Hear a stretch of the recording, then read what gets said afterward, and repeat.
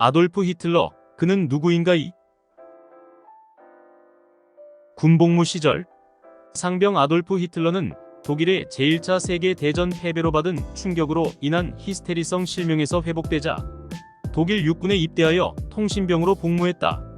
미넨의 제사군 사령부로 복귀해 임무를 활발히 수행하였다. 그러다가 1919년 9월 전후의 혼란 속에서 싹트고 있던 수많은 민족주의 운동 중 하나를 조사하라는 군 정보작전 참모부의 명령을 받았다. 정치 대비. 그러나 히틀러는 오히려 1919년 9월 독일 노동자당에 입당, 당원증 제55번을 받았다. 히틀러는 곧 당내에서 가장 유능한 연설가가 되었고 지도위원회의 위원으로 일하게 되었다.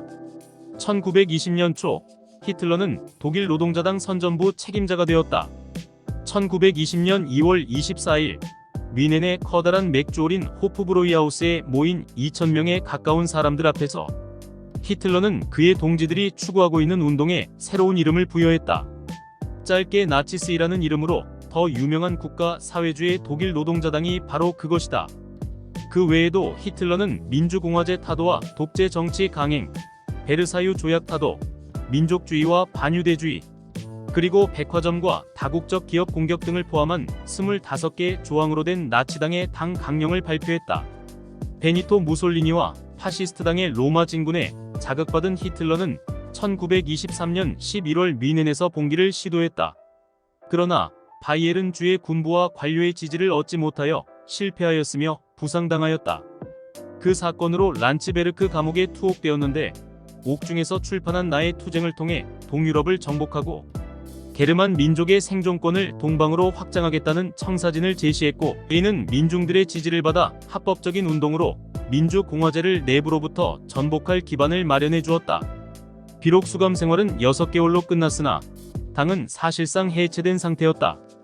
히틀러는 흩어진 당원들을 다시 모으고 재건에 나섰다. 그러나 당의 재건은 쉽지 않았다. 독일 경제가 조금씩 살아나기 시작하면서 좌파와 우파 정당 중에서 극단적인 정당들은 지지를 잃어가고 있었다. 1929년 검은 목요일로 시작된 경제 대공황으로 기업들이 도산하고 살아나던 독일 경제는 실직자 수가 600만 명으로 늘어나는 등 큰 타격을 입었다.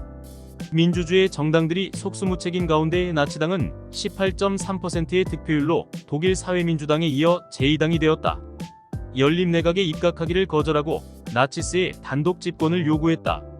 히틀러는 1932년 4월 대통령 선거에서 후보로 출마하여 340만 표 36.8%까지 득표하였으나 파울 폰 힌덴부르크월레는 장군 후보에게 패하였다. 또한 7월 총선거에서는 37.3%를 득표하여 압도적인 당세를 과시하면서 여전히 연립내각에 참가할 것을 거절하였다. 그러나 11월 총선거에서는 33.1%로 지지율이 떨어지면서 당세가 쇠퇴해졌으나 공산주의를 싫어하는 자본가나 농업계를 비롯한 지배 세력의 많은 사람들이 히틀러를 지지하게 되었다.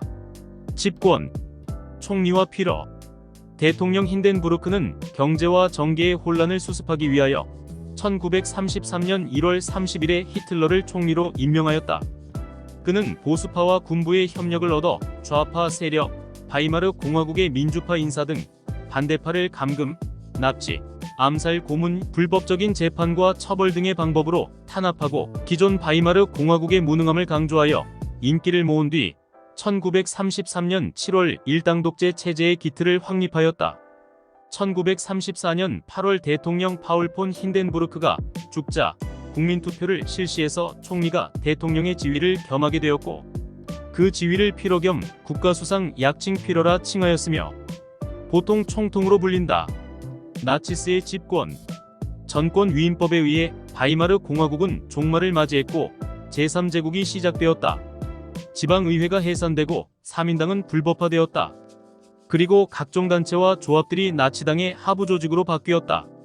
동시에 나치 조직 내부의 권력 재편에 착수하면서 1934년 6월 30일에는 장검의 밤 사건을 일으켜 나치 돌격대 지휘관 에른스트 램을 제거한 데 이어서 바르톨로메오의 밤 사건을 일으켜 권력 등 모든 비밀을 알고 있던 전임 총리 슐라이어 장군을 제거하면서 오래된 청구서를 모두 해결하였다. 그 후 독일 국방부는 나치당원에 융합되었고, 이러한 권력 인수와 더불어 명실상부한 독일의 독재자가 된 것은 민주공화제 시대에 비축된 국력을 이용하여 민족의 발전을 꾀하였다. 그리고 외교계, 경제계, 군부 요인들의 협력을 얻어 외교상의 성공을 거두었고 경제의 재건과 번영을 이루었으며 군비를 확장하여 독일을 유럽에서 최강국으로 발전시켰기 때문에 국민의 열광적인 지지를 받게 되었다. 지구 수도.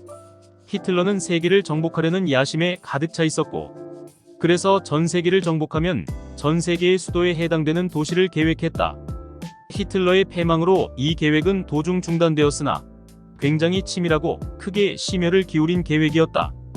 그래서 히틀러는 알베르트 슈페어라는 건축가를 고용하여 1938년에 인구 1억 명의 세계 수도 게르마니아를 오늘날 베를린에 해당되는 지역에 계획하고 공사를 시작했다. 게르마니아를 조성하기 위해 슈페어는 오랜 역사의 문화적 흔적들을 깡그리 지우며 무려 7km에 달하는 직선도로를 내고 그 도로의 끝에 300m가 넘고 18만 명 이상을 동시에 수용할 수 있는 도매 국민대회당을 세웠다. 그러나 비뚤어진 민족주의 이념에 사로잡힌 슈페어와 히틀러의 광신적 신전을 위한 이 허망한 도시는 1945년 제2차 세계대전의 종언과 함께 공사가 중단됨은 물론 전대미문의 폐허가 되고 말았다.